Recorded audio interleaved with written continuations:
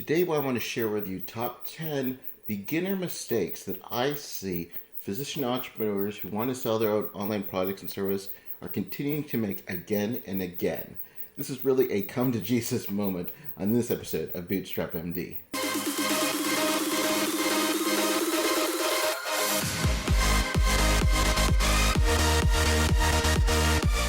Hey guys, Dr. Mike Wimeng here from Bootstrap MD. This is the podcast for physician entrepreneurs. If this is your first time listening, welcome. I just talk about my experiences as an entrepreneur as well as a physician.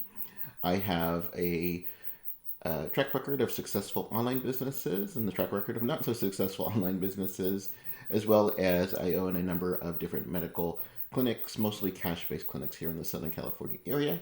And I talk about my experiences as being an entrepreneur, becoming my own boss, and all the warts and all about being in this type of business. And I start the podcast with a bit of a heavy heart, on someone that I do not know personally, but someone who had actually inspired me, and his name is Tony Hsieh. He was one of the true internet pioneer entrepreneurs. Started a company called Link Exchange back in the mid-90s. Sold that to Microsoft for $265 million.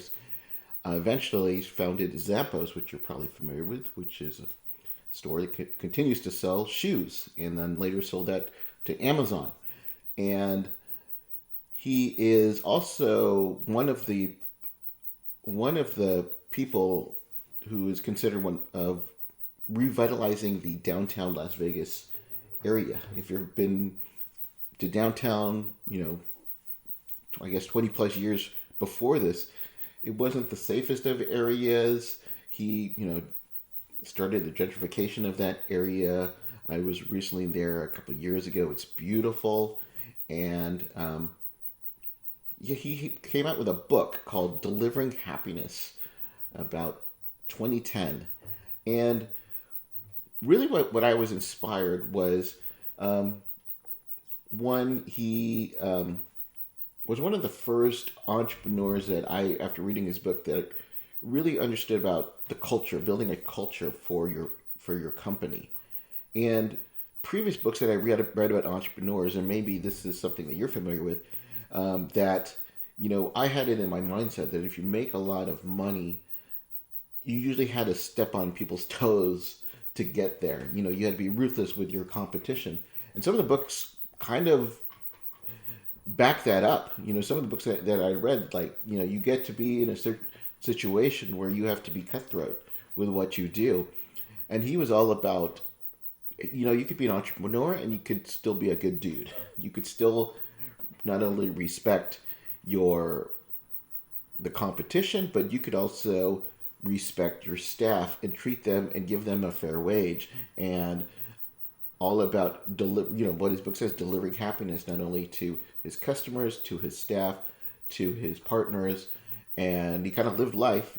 I've never seen any really bad reviews on him. Unfortunately, he died at the age of 46 in a house fire, but I've never heard anything like bad feedback or bad news, which is on the internet is almost impossible. We all hear stories like Elon Musk, and all hear the skeletons of, Jeff Bezos and stuff like that.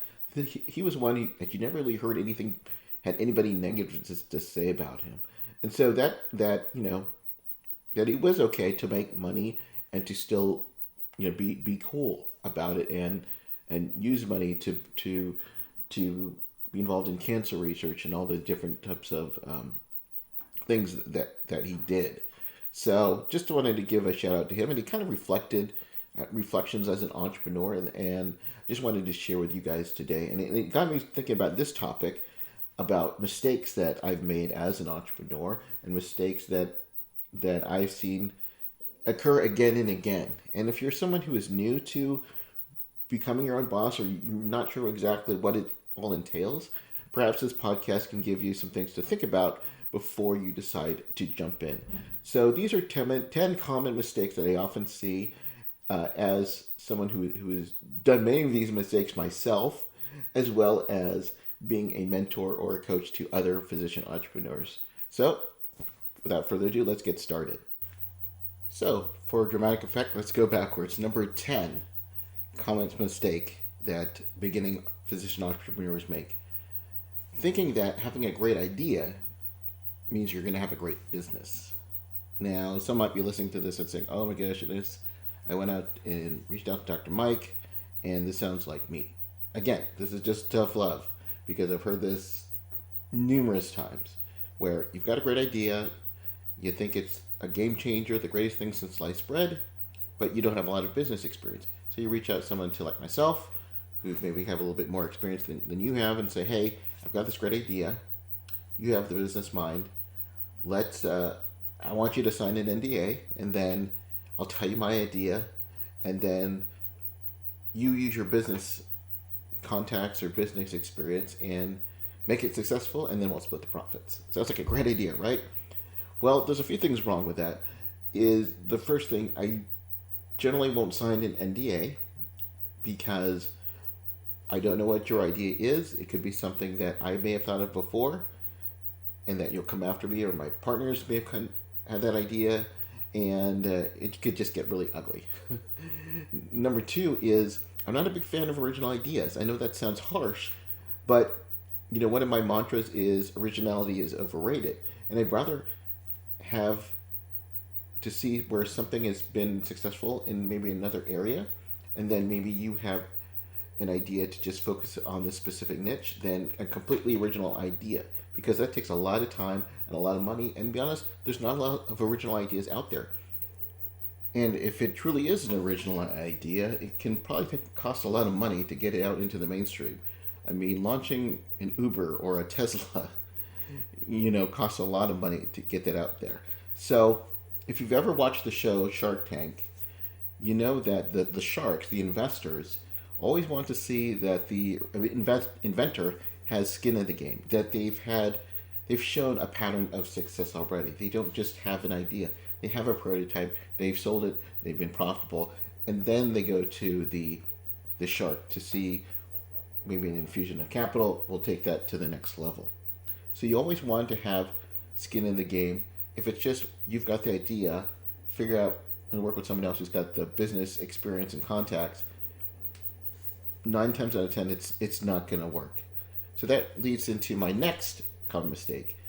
Number nine is they don't study marketing.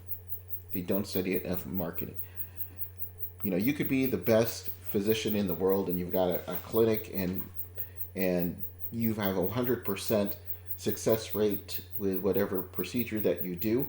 But if nobody hears about it and you don't market it, nobody will ever know about it. So you can be like a good physician, but have excellent marketing skills. You're going to be more profitable than the great physician who's got none.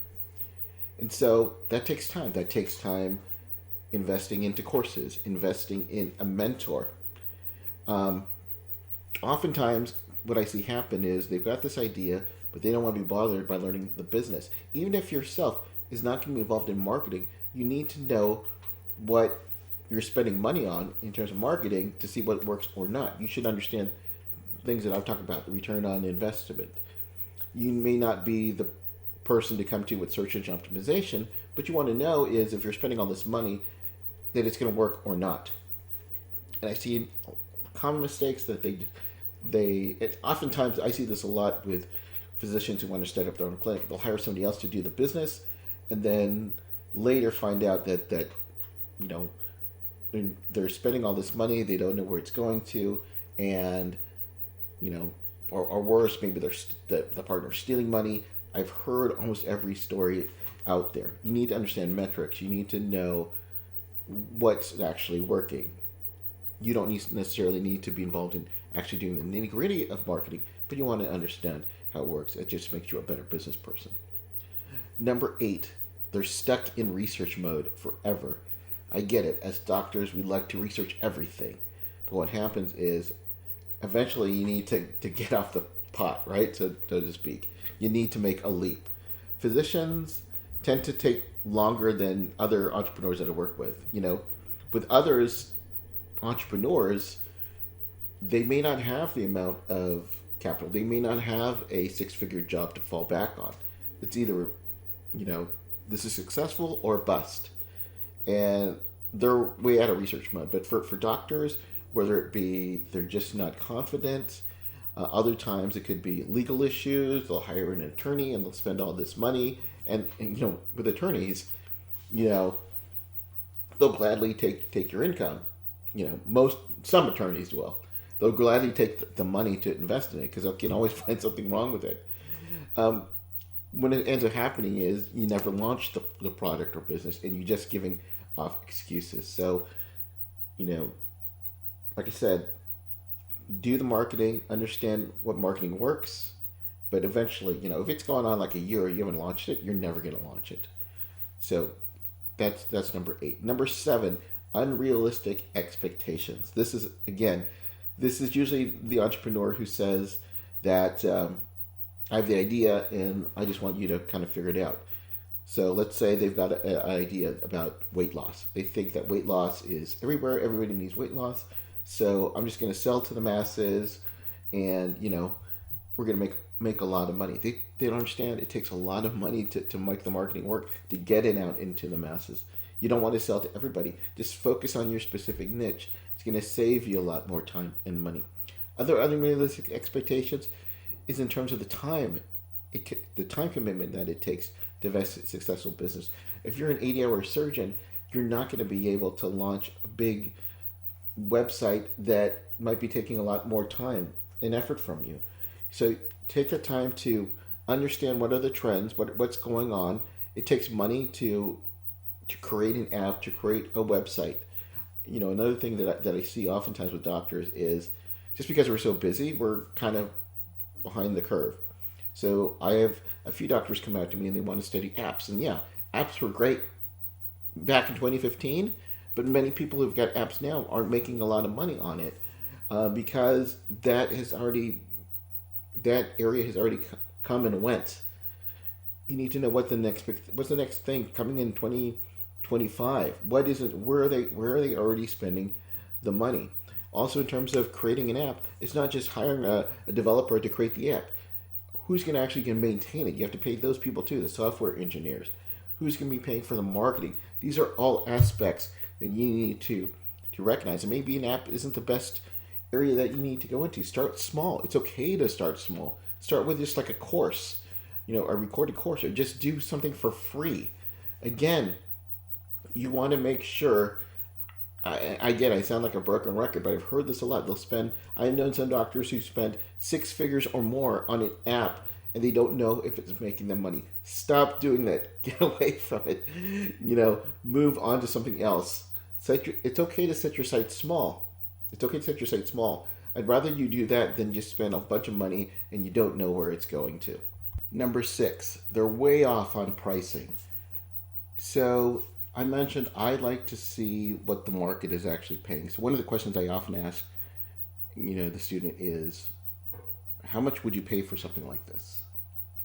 And if it's something that's new, they won't have any idea because no one's ever paid for this before. And that's oftentimes where I say, well, maybe put that on the back burner before you decide to launch it. You should have an idea how much you're going to sell. But as doctors, we tend to underestimate our pricing versus overestimate, just because we haven't been there, we don't have the experience. So I remember working with one student, and she had this online course, and it was all about how she, you know, she was able to successfully lose weight using this, you know, strategy. And she put hours upon hours video on this. She spent all this time, you know, probably spent thousands of dollars on everything like that. And it was very successful. She had clients who had lost weight using her system, and then she wanted to sell it for like $20. And again, and I go, do you have $20 of value that you gave back? She says, yes. I always tell them is to give back 10 times more value what they're actually be buying for it. So at least $200 of value. Did you give $200 value? No. How much of their money are they saved by using your strategy? Well, I can't really put anything on it because, you know, they've lost the weight and it has changed their life. Is it worth more than $200 changing? You know, these are kind of questions that are rhetorical. But most likely they have benefited, from this thousands of dollars, and you need to price yourself accordingly. Also, you have to understand if you got a $20 weight loss course, you have to sell a lot of weight loss courses for it to be worth your while. So I always tend to price yourself higher because you want to say that you're the best. You're not, as I mentioned, you want to be the low cost leader. You want to be undercutting your prices, So be aware of what you're pricing. Number 5, this is a common one that I'm guilty of. I'm trying to do it all myself. You start a business, you want to put a lot of money into it, but you don't realize that if doing it all yourself, you're doing tasks that a minimum wage worker could do. If it's editing video, if it is making a social media graphic, there are other people who you can cheaply get this done who, let's be honest, probably will do a better job than you can do. And if you're not willing to hire, someone full time, that's okay. You can go to Upwork and have them do a part time. Heck, you can go to Fiverr.com, Fiverr.com, and you can find someone to do these little tasks that you shouldn't be doing. As the entrepreneur, you're the one who has the vision.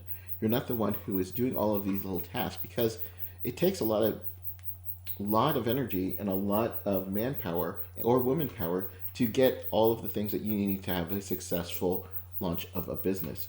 So try not to do everything yourself. There's often apps for different things that you can do. If you're deciding to create an online course, there are websites that allow you to make the process a lot easier.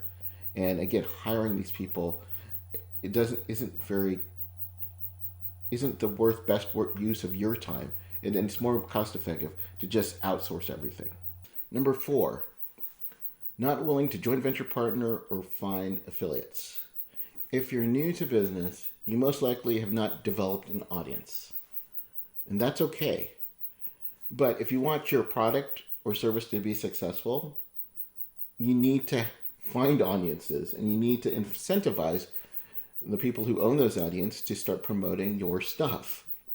Because if you don't have any traffic, how are you going to get it? Sure, you could buy traffic, but that's going to be expensive. And look at the cost of an online course. What is it actually costing you? And I've seen a few people who I just want my audience. I don't want them to know about other audiences. I see this a lot with Facebook groups. I think everything is about them. That the person only belongs to one Facebook group. They are other Facebook groups that are very like-minded. And I'm someone who's always been willing to share my audience. If it fits, my audience, it fits with what you're trying to do. If it's going to be helpful to them, I'm not so egotistical that think just my products alone is going to solve all their problems. There are other people who've got other different products, and if they're willing to, and if they're looking for an affiliate, some I don't do an affiliate commission for, but some that I do, and that's okay too, as long as it's something that is worthwhile to tell my audience all about. But I see so many where they say I don't want anybody to know about this Facebook group, and not thinking that they belong to 10 other Facebook groups. They belong to different lists. It's okay. So I'm very comfortable doing affiliate marketing, and I think more entrepreneurs should be comfortable with the affiliate marketing, where you sell a course, they're going to get 50% of that or 25% or whatever you want to do. Because I would rather make 50% on something than 100% of nothing, especially if I don't have an audience. Let's take, for example, Tim Ferriss, for the author that you might be familiar with, The 4-Hour Workweek. He didn't really have an audience, but how did he become successful? Well, one of the things that he has shared was that he was willing to give out his book as an affiliate or almost for free, just giving his book away to anybody who would be willing to listen. So he'd go on every blog and talk about his book. It was just a way of promotion, and then saying, hey, I'm going to give away these books. And that's how things got shared.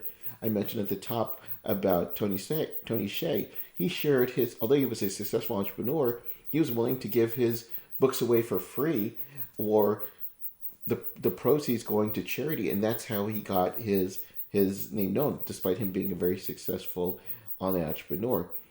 And so it's okay to think outside the box. But I think a number of people just have this small-minded thinking that I'm not going to share my audience with anybody. I don't want them to know. And I've seen this firsthand. And more times than not, it's not going to be a long-term success for you. So be very comfortable with affiliate marketing, in my opinion. Others may differ, but for me and from what I've seen, at the end it works out, because I've seen ones who had that and then they later regret that they didn't reach out to affiliates. Number 3, have a launch plan, and be willing to give incentives and reasons for people to buy your product or service. So I've talked about launches in the past and how it's important to make a big splash. Like when we open up a clinic, right? We have an open house. We want the people to know. We'll have a ribbon cutting. We'll go with the Chamber of Commerce and let everybody know. We might put some press releases. Have a launch plan when going out there. You want to, if you're interested in launches, you need to seek out a book called The Launch by Jeff Walker, a friend of mine, and he's kind of the godfather of launches. But you also need to give an incentive for them to purchase right now. These times people are holding on to money, and you want to give them a reason to buy. And everybody loves a discount. It's okay to give a discount on your product. I mentioned I don't like you pricing your product low to begin with, but giving them incentive to price it lower, because everybody loves discounts. Give bonuses. People are motivated by having some urgency, having some scarcity to it. If it's real, you can't just say they only have 500 ebooks left, right? It has to be a real type of scarcity, and give them a reason why it's scarce. But give them incentives to buy. This is never, of course, it's never going to be, you're never going to have again. And you're never going to see these bonuses again. And stick to it. You want to be authentic, and you want to be a man or woman of your word to do that. So that's the number 3 reason. Number 2, when you market using bad tactics, such as becoming a spammer. And again, nobody sets out to say, I'm just going to become a spammer. Nobody sets out to that. But what happens is they want to get out their group, and we've seen it. They'll go on Facebook groups, just doing these vomit drive-by posts where, hey, I'm in this group, and I'm just going to give you my link, and you can purchase it. And next thing you know, they get banned from the group. You don't want to be that person, right? You want to be an ethical marketer. You just say, if there is an opportunity for you to mention your product, first you want to contact the Facebook owner to see, or just look at the list, look at the rules of that group to see if that's something that you can do. And then if the situation presents itself, mention that you may have a product. But don't just go spamming just for the sake of spamming. I've seen that happen in my groups. It gets very irritating, it's very annoying, and they end up getting kicked out of my group. And then finally, the number 1 common mistake that I often see beginning physician entrepreneurs make is they're not building a list. They're not building a list. They're not building an audience. I mentioned if you don't have an audience, then you need to joint venture with other partners who have audiences and be willing to give up a percentage of the cost of your product or service. And even if you completely failed with your launch, that's okay. That's a lesson that you can learn. But one of the things you need to do is being able to build a list. So how do you do that? So let's say you've got a course on how to successfully lose weight, course, and they don't buy your product, but then as they're about to leave, maybe they'll see an exit pop up that says, hey, are you interested in 10 tips of how to lose weight? And then you give them incentive to opt in. Now you're building an email list. So the next time you decide to do the second edition or a follow-up course, then you can announce it to the world. So you should always building an audience, whether it be any type of list, an email list, a Facebook group, a LinkedIn, a list, a set of followers on your Instagram. Those are all different ways of building an audience. And then that's where you can actually grow. So it's not really about the course itself. It's really about building that audience and then building that brand. Because another aspect of when you're launching a business is also be the ability to understand when things aren't going 100% right and you need to pivot into a different direction. And that's okay too. But it'll be a lot easier when you've built up that email list and you've built up your audience and you're going to become a successful business person. But I hope you like those 10 common mistakes. Again, this is tough love that I want to give you. I've done many of these myself. 10 common mistakes beginning online physician entrepreneurs do. Just something to keep in mind. But it's all about not just becoming stagnant. It's all not about just being in research mode and just waiting for it to happen. You have to do moves on your own, and the first step is the importance that you always need to keep moving forward.